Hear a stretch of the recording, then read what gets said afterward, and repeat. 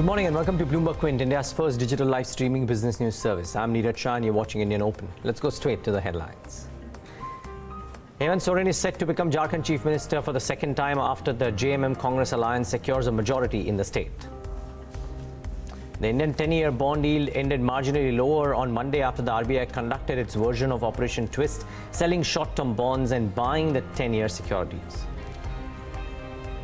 Jet Airways lenders decide to seek fresh bids after Synergy Group seeks more time to take on deciding on investing in the grounded airline. And Boeing removes Dennis M. as CEO after a tumultuous year. Chairman David Calhoun is the new president and CEO. Well, let's take a look at the trade setup for the day. The world markets were okay. The US markets actually did rather okay for themselves, buoyed no doubt in part by the US data, and that kept not just the US markets in the green, but the greenback or the dollar also rallied a bit in the session yesterday against all benchmark currencies. It'll be interesting to see the rupee open in the session today. But that notwithstanding, you had the US markets ending marginally in the green. So another day of record highs, if you will. Is Asia taking on from there? No, we anyways know that the rest of the world market, the volumes are a bit thin because FIs are usually on their break and therefore they do not take any major investing decisions largely. And that's why the Asian screen is also very, very tepid. However, the key is, as we look back at the year, and that's something that we'll keep on doing all through the next few days, if we look back at the year and if you thought that Asia has been a mixed bag and underperformer, and compared to the rest of the world, the Chinese markets caught in the eye of the storm haven't done well, take a rethink. Look at this chart, and I quite like that caption out there, naughty or nice. Chinese markets is the purple line, and the return from Jan 10th, this is normalized from January 10th, the return from that date until now, the Chinese markets outstripped the returns for a bunch of other markets, including the S&P 500 or a couple of other global indices as well. So while Asia may be a bit quiet today and you may have thought that it has been a bad year, well, rethink some of the markets, and especially the ones which you thought will not have done well, have actually not done too badly for themselves. So pretty interesting, the kind of movement that we've seen here as well. Well, the point is, while what's happened in the year is one thing, what's happening right now is important. As we said, the Asian screen is flat. The Indian screen also looks like starting off on a very flat note in the session today. So you got to keep that at the back of your mind. Now, yesterday, you can look at it as a glass half full or a glass half empty. The glass half full is that we didn't end at the day's lows and we ended high and recovered some of the losses. But the old economy stocks did keep the market under check. That's the chart which shows you how we recovered quite a bit in the last half an hour of trade. But you have to admit, the likes of ITC, Reliance Industries, Coal India, ONGC are the ones which kept the markets under check in trade yesterday. And frankly, I mean, ahead of the holiday season, I guess that is something that you got to expect, because there is some bit of global market strength, but lower volatility for Indian markets, and that might just help, along with this global setup, for our markets to at least stay decent, if not correct, if not really move higher. But unlikely that we'll see a meaningful correction just looking at all the factors in play. Keep in mind, the RBI's version of Operation Twist also resulted in the 10-year bond yields ending lower as well. But yesterday was the day when they conducted those, and 6.57 is where we've closed. They bought only 6.5 or 7,000 crores worth of short-term currency, sold that is, and they bought about 10,000 crores worth of long end, which is a clear messaging that the long term needs to be brought down and brought down well. So, well, maybe people will take that on board. However, what is important in the session today are the 2 or 3 names that you would want to keep an eye out for. Not too many big reactions anticipated, but the 2 or 3 names that I thought we should monitor. One of them is Reliance Industries. The Delhi High Court has sought details of assets after the government petition to stop stake sale to Aramco. Remember, Reliance and partners and the government are locked in this battle of trying to get decide what is the amount that needs to be paid by the partners and Reliance to the government as dues. Let's wait and watch what happens to Reliance Industries. This was a top principal drag in the session yesterday. Let's see if there is more in store. Hindalco, the alumina production has resumed at the Muri refinery in Jharkhand, which was shut since April 10, 2019. Hindalco says that the company may not need to import any further alumina as a result of this. Let's see if there's some positive reaction to Hindalco. Remember, metals have been doing reasonably okay in the last few days. And speaking of metals, JSPL, there is an Australian court approval that has come in for the proposed debt restructuring of the Australian subsidiary. It's a small overhang for JSPL. So the stock has done very well despite Garipama not being allocated. Let's see if there is more in store in the session today. So 2 or 3 names that I thought are important. However, let's tell you what's lined up on First Word today. Those are the most important editorial stories that we believe we should bring to you today. The Indian government's running behind the divestment target yet again this year. Sajid tells us how much ground it has to make up if it has to meet its target of more than 1 lakh crores. Somit explains what sets UTI AMC apart from its 2 listed peers. ICICI Bank knew that Karvy was using client shares as pledge when it extended a loan. It had also sought additional cover, but it may have missed one crucial point. Aman tells us what that point is. And then Agam Johnson to wrap up with a tale of the 2 battery makers, Amara Raja and Exide Industries, in the year thus far. The Modi government, in its budget for the current financial year, set an ambitious divestment target of over 1 lakh crores. As of today, the government has not garnered even 20% of that amount. Sajid Mangad is standing by with a snapshot of the government stake sale plans and how far they have gotten with it. Maybe, Sajid, it's possible to try and also silver gaze or crystal gaze as to what could happen going ahead too. But the numbers don't look pretty. The numbers don't look pretty. If you look at the target for 2019-20, 1,05,000 crores was the divestment target. Now that includes buybacks, strategic stake sales, the SUTI sale, ETFs, minority stakes in various companies. So far this year, they've been able to only garner around 17,364 crores. Even of that, 1,800 odd or 1,900 odd crores is from sale of enemy shares, which is shares held by people who used to live in India and now moved out to some other country like Pakistan or China. And so roughly around 1,500 odd crores is what they've been able to garner. Now if you break it up, you'll find that of the 15,000 odd crores, most of it is coming from ETFs. The 2 ETFs which came up in one tranche, they got 10,000 and another they got 4,000 plus odd in this financial year. So they are falling short by roughly around 88-90,000 crores. Now that has to come in the next 3 months. December last 15 days doesn't have any kind of capital market activity because bankers are on holiday, foreign investors are not there. So you don't see much happening till the mid of January. And it's only in the later half of January and the next 2 months when we're going to see a lot of paper coming in. The anticipation is that the BPCL deal should go through. Yeah. But there are a couple of things in that. One, bankers think the BPCL deal is very difficult to go through in this financial year. Reason being, before the deal goes through, BPCL has to sell Numaligarh refinery to another PSU, which the government cabinet has approved. So it should be the easy part though. Well, there has to be a valuation exercise and they have to finish it off in this year. Means no acquisition transaction happens within a month of 2.5 months or the process also hasn't even started. In fact, the biggest issue in that is bankers are a little worried about the clauses which government had put in the entire episode of a surety of 10 crores. They wanted the deal to go through by March 31st. Otherwise, it's a PSU buying a Numaligarh refinery, which should be the easy part. But yes. I mean, what I'm saying is that should be the easy part. Divestment of BPCL is difficult. BPCL is difficult because they had asked for a surety of 10 crores from bankers and they backed out. Most of them backed out, saying that we can't give a 10 crore surety because it's a PSU divestment. Yeah. We don't know who is going to come. Yeah. And government has been changing the rules of the game very frequently. So it's very difficult for them to even predict and give a confirmation that okay, the deal will happen by March 31st. Sure. And many of the deals happen in zero value, right? To get their names onto the charts or league tables that's the reason why it happens. Yeah. So that BPCL deal has one sale of Numaligarh. BPCL has overseas assets. What will happen to those? Even those have to be sold or the valuation has to be captured, because remember they have some exposure to Venezuela and all other countries where they have some oil blocks which is there. So all those things have to be separated and then the deal can go through, and that's not going to happen in next 3 months for sure.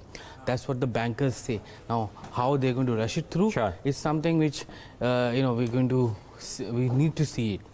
The other part of it is that there are there are a few more in principle approvals which have come in, which is for Shipping Corporation of India and Concor.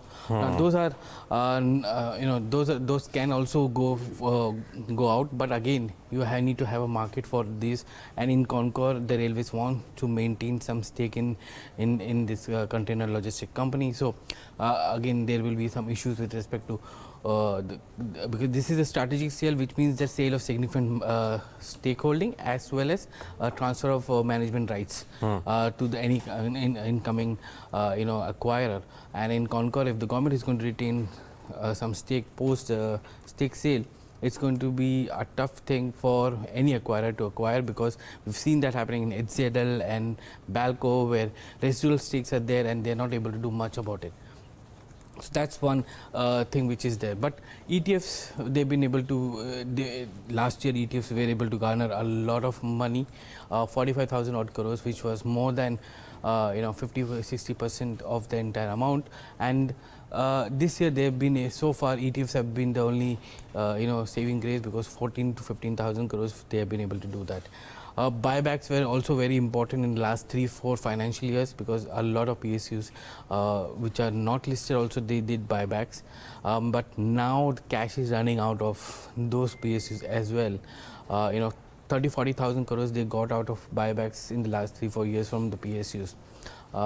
Nearly 60-70,000 crores is what they got from ETFs alone. Now, strategic sales or OFSs to happen will take a time, because it depends on market thing as market timing as well. But there is in principle approval to do a strategic sale of 33 companies, and in many cases OFS or IPOs or FPOs for many of the companies which is in the pipeline. But last quarter is going to be very challenging unless you have that big ticket BPCL going through, or maybe a SCI and maybe a Concor. SCI and Concor may not give them a big ticket to reach the 1,05,000 mark, but BPCL has to go through for them to meet the target, and that looks difficult as of today. Yeah, but in the last few years, the government has surprised us when we thought that things are looking difficult. They've gone ahead and whichever shape or form that they've done this divestment, but they've managed to do that. So that's the interesting bit. Yeah, but if you just to add to it, you had the HPCL going to ONGC in the previous in 17-18, and 18-19 we saw REC PFC happening, but BPCL. None of the and they made it very clear that IOC is not going to acquire BPCL. So it's IOC may acquire the Numaligarh refinery, but may not be BPCL. Yeah, true. But I'm just saying that somewhere I think that on this count, because they know that this is the only option, move ahead. The only difference is that maybe Concor might not be as much an issue, but SCI, the ex-management has gone in and said that there might be very few buyers, if at all, for the kind of fleet that Shipping Corporation of India has. So that might be, even though it's not a large ticket one, a difficult one for it to go through. And Sanjeev, thanks so much for putting this into perspective. But viewers, for all of you who are interested in knowing about this, do log on to our website. I mean, yes, pieces around all of this that we do will be there. But the Shipping Corporation of India ex-CMD interaction is very interesting, in which he expresses doubts or skepticism about what kind of buyers will come in for Shipping Corporation of India. That, to my mind, could be a difficult one as well. But, well, that's as far as the divestment goes, and well behind the target, as has been the case now for a while. Moving on, UTI AMC has filed documents for its proposed IPO with SEBI. The country's 7th largest asset management company will see 5 existing investors sell stake through the primary offering. It comes at a time when the 2 listed AMCs have seen, pure play AMCs at least, have seen their value double since debut on the bourses. But there is one distinction that needs to be made between UTI and HDFC and Arnam. Samit Sarkar is here to tell us what. Samit, good morning.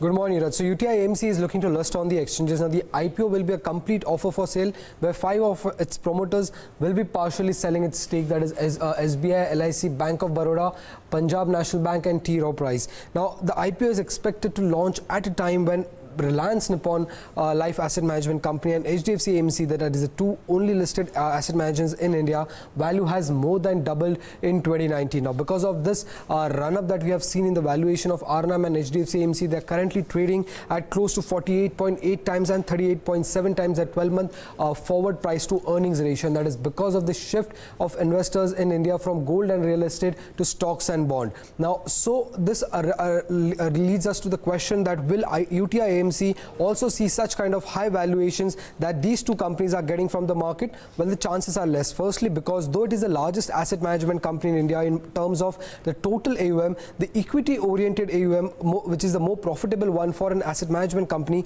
continues to remain low for UTI AMC. As you can see in the chart, over FY17 to FY19, equity-oriented funds as a percentage of total AUM continue to remain in the range of around 11 to 13.5%, which has well come down to around 7.5% in the first half of financial year 2020, and that is because the company got a contract to manage nearly 55% of the total corpus of the Employees Provident Fund organization, and because of which equity-oriented funds as a percentage of total AUM came down to 7.5%. Now, the incomes earned for an AMC from an equity-oriented fund is much higher compared to any other funds. Also, if you see, the management fee for government mandates have been lower than the fee level that the company generates from any other kind of fund, that is debt fund or be an equity-oriented fund. As you can see, nearly 7.8 lakh crore is the total AUM of UTI AMC, and nearly 80% of that comes from portfolio management services, where the company provides services to various institutional clients and high net worth individuals. Now, these clients are majorly government mandates like Employees Provident Fund organization and National Skill Development and Postal Life Insurance and others. As you can see in the next chart that we are showing here, the breakup of the total AUM as of first half of financial year 2020, 6,25,470 crore rupees comes from portfolio management services, and this has seen a sharp increase because the company recently received the contract to manage 55% of the total corpus of Employees Provident Fund. Now, lower contribution from these equity-oriented funds with market regulators' decision to lower the total expense ratio, which is actually an income for an asset management company, has kept UTI's revenue growth subdued over FY17 to FY19. Now, we have shown a financial comparison of UTI AMC with HDFC AMC and RNAM, and over FY17 to FY19, if we see UTI AMC's revenue growth was only 0.8%, while their net profit has declined at a CAGR of 6.7%, as against HDFC AMC and RNAM, which have seen a growth of nearly 14 to 30%, and RNAM has seen a growth of nearly 6 to 10% in their revenue and net profit growth. Now, this is mainly on the back of the fact that the companies were able to pass on the burden of lower total expense ratio to distributors. So, given the subdued financial growth in the past and lower contribution from equity-oriented funds, UTI AMC could fail to command valuations similar to its listed peer. So, given on the first half of financial year 2020 EPS, we have analyzed that EPS and given 5 different scenarios at different price to earnings valuation. Now, at 25 times, the possible share price for UTI AMC could be 824 rupees and the market capitalization could be close to 10,500 crore rupees. At 30 times, it could be close to, the price could be at 989 and the market capitalization at 12,500. At 35 times, the price could be at 1,154 and the market capitalization could be close to 15,000 crore rupees. And if the street or the company decides to give the valuation that of HDFC AMC and RNAM, that is 40 times and 50 times, the market capitalization would cross 16,700 crore rupees and would be at 50 times it would be close to 21,000 crore rupees for UTI AMC.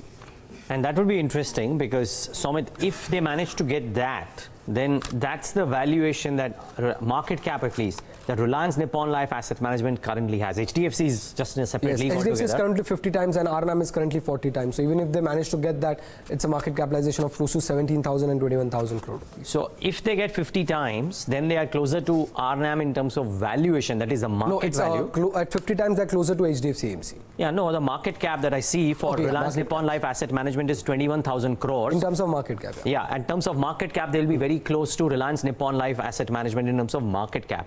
But for a very different profile of earnings that they have compared to RNAM or HDFC AMC. Yes. Well, very interesting. Okay, this IPO is some time away, but as we made it a habit now, we try and get you some stuff first up because there'll be a lot of traction around this IPO considering how AMCs have done. So, Amit, thanks so much for putting that into perspective. Okay, the next piece on First Word. ICICI Bank knew that the Karvy stock broking was using client shares as collateral for loans. The private bank also sought additional cover from the promoters and the company since the market regulator had set a deadline for brokers to stop using client shares as pledge for personal use. Aman Kapadia, who's gone through the loan agreement and the interim order passed by the Debt Recovery Tribunal order, joins us now for more. Aman, to be fair to ICICI Bank, they would not have known that the clients had not been informed that the shares were being used as pledge. That's right. ICICI Bank could not have ascertained whether the client had given the consent or not. But the bank did seek additional cover from the Parthasarathis and the company. But what becomes clear from the Debt Recovery Tribunal's interim order is that the personal cover is not enough for the entire loan amount. Remember, ICICI Bank is one of the 5 lenders which have moved recovery courts after NSDL returned shares to Karvi's clients following the SEBI order. Now coming to the additional cover sought by the private lender, the loan documents show that the agreement between ICICI Bank and Karvi was inked on September 25. That's 5 days before the SEBI deadline ended. The market regulator had made it clear all pledge shares belonging to clients had to be returned to them, provided they had paid in full. The loan document also mentions the SEBI circular. The terms included cover of at least 2 times the amount. The 10 assets provided as collateral by C. Parthasarathi, the chairman and MD of Karvi Group, do not make up for the entire loan facility. The document also mentions that Karvi needed to provide registered power of attorney to operate the client's pledge share in favor of the bank. The Debt Recovery Tribunal had made it clear that Karvi and its promoters can't create any encumbrance or sell any of the assets provided as collateral to lenders. Well, thanks a lot for that, Aman. And well, that's with regards to this saga. And I suspect that there will be other banks also which would be, knowing this. ICICI Bank need not be the only one, but it's an interesting story, and again, something that is there on our website. The last piece on First Word today is about how the second half of 2019 has been a year of contrast for the 2 of the largest battery makers in the country. The bigger of the 2 has actually borne the pain of a slowdown in auto sales much more than the other one. Agam Vakil is standing by to tell us what Amara Raja has done right to buck the trend. Agam, very interesting, because usually you would expect that the 2 would hunt in tandem and fall in tandem. Yeah. That hasn't been the case. Well, I would argue that Amara Raja perhaps in this case benefits from being the relatively smaller player. Okay. But let's check the analysis out, and that'll come through. So I'm going to start off with the kind of returns that we've seen, and on a year, over the last 6 months, what has been evident is the growth that Amara Raja Batteries has seen. It's up as much as 21%, clearly outperforming not just Exide Industries, which has declined by as much as 11% in that period, but also the Nifty 500, that is the broader market index, which has moved up as much as 4%. So in this case, Amara Raja Batteries clearly is a winner. But moving on, let's talk about your growth estimates. Now, it's not like Amara has a significantly higher growth estimate, but the fact that there is a chance that it could be in double digits, and that aspect is a little more prominent as compared to Exide over FY19 through 21 over the next couple of years. Well, Amara Raja clearly in this case has scored. Do remember this is based on the updates that we've had from brokerages over the past 3-4 odd months, which means that they've started to see and they're starting to look at Amara in a slightly more positive light as compared to Exide. Let's move on and talk about your margins too, operating margins. Again, Amara Raja Batteries margins are only a tad higher than Exide, but we must also remember in terms of expectations with respect to FY21, Amara Raja Batteries is expected to see a 50 basis points improvement as against Exide, where margins are expected to remain flattish. I'm going to come to the point on operating margins too in just a bit, but let's address some of these aspects. Why is it that Amara Raja has done better? Now, we do know that Exide is a relatively larger company, but Amara Raja, being a relatively smaller one, it is more flexible in terms of the replacement market, and that has been able to take advantage of that factor. Hence, if you consider the base effect, that comes into play for Amara, not necessarily as much for Exide Industries. There is intense competition in the two-wheeler space, which actually works against Exide. Again, somewhere the size does come into play because it has a larger size. Of course, Amara Raja has also been, well, focusing on newer models, and it has been marketing, has been pushing, which is why the prospects over the next couple of years seem just a tad brighter as compared to Exide, at least as far as your models are concerned. And cost efficiency. This was if you, on the face of it, looks confusing, because when lead prices are relatively lower, then why is it that Exide cannot take advantage of Amara Raja? Well, it's essentially to do, once again, with size, according to a lot of broking houses out there. And Amara Raja has been able to, well, push on higher pricing in terms of its models. And that's the reason why they're seeing superior growth, as well as, expansion in margins. Well, so that's as far as your setup is concerned. Even in terms of your return ratios, and this is of course Anand Rathi estimates for FY20. Your return on equity is above 15%. 15% is your magical mark. So if your return on capital employed and return on equity is above 15%, according to a lot of fundamental analysts, that's the passing ratio, and Amara Raja clearly makes over that. That is not the case for Exide Industries, as you can see, around 13% for both ROE as well as ROCE. And this is not the only thing that we want to address. Let's bring on among all the other factors. Let's talk about your analyst ratings. And for now, given the fact that we've seen such a large gain in Amara Raja batteries, the return potential for Amara Raja is not as much as Exide Industries at 32%. And do remember that there has not been a very large difference between the growth rates as well as your operating margins between these two companies. And which is why a lot of analysts are still expecting Exide Industries to do well and perhaps catch up more than anything else. So, and of course, we're going to keep an eye on these aspects. But for now, Amara Raja has just a little bit of an edge over Exide, as you can see, which is evident in the numbers and the variables. Yeah, a fantastic analysis, Agam. Thanks so much for putting that into perspective. I just urge viewers who would have looked at these return potential numbers and thought that maybe it's a good time to log into Exide. It may well be. We can't predict that. But if you looked at return potential all the while in FY 2019 and didn't go and bet on a HDFC Bank or a Bajaj Finance, then you would have lost out tremendously. And therefore, this return potential mismatch between Exide and Amara Raja is also because of the kind of performance that these stocks have done over the last 6 months.